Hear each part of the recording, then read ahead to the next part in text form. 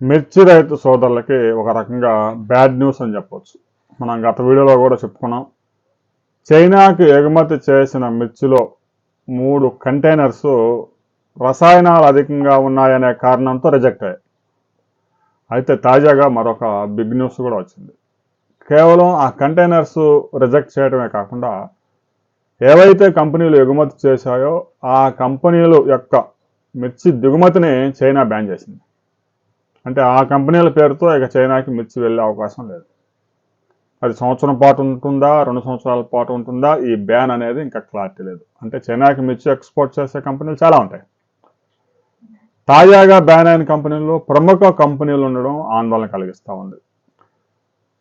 తాజాగా వచ్చిన రిపోర్ట్ కనుక మనం పరిశీలించినట్లయితే ఆంధ్రప్రదేశ్లోని గుంటూరు మిర్చి ఎగుమతిదారులకి చైనా బిగ్ షాక్ ఇచ్చింది. భారత్ నుంచి పంపించిన తేజ ఎండుమిర్చి కంటైనర్లలో ప్రమాదకరమైన పురుగుమందుల అవశేషాలని గుర్తించింది. నిర్ణీత పరిమితికి మించి ఉన్నట్లు చైనా కస్టమ్స్ అధికారుల పరీక్షల్లో తేలింది.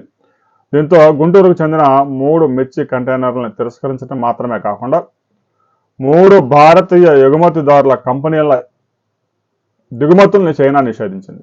ఇక భారత మిర్చికి అతిపెద్ద కొనుగోలుదారుగా చైనా ఉంది. దీంతో మిర్చి ధరలు పతనం అవుతాయి అనే ఆందోళన కొనసాగుతూ ఉంది.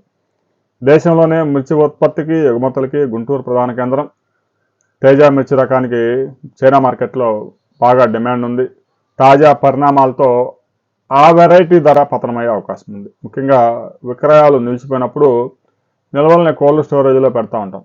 అయితే రైతులు వినియోగించే ఎస్ఫేట్ పురుగుమందు కారణంగా మిర్చిలో మిడామిడోఫాస్ అనే అవశేషాలు గుర్తించారు చైనాకు చెందిన శాస్త్రవేత్తలు.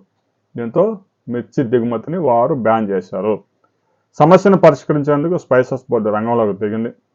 ఎక్స్పోర్టర్స్తో సమావేశం నిర్వహించింది. నాణ్యతా ప్రమాణాలు పెంచే విధంగా ఏం చేయాలనే దాని మీద వారికి కొన్ని సూచనలు చేసింది. ఎందుకంటే మిర్చి స్ప్రేయింగ్స్ హార్వెస్టింగ్ సమయంలో కూడా ఇటీవల కాలంలో హార్వెస్టింగ్ జరుగుతూ ఉండగా కూడా మిర్చి స్ప్రే చేస్తూ ఉన్నారు మందులు.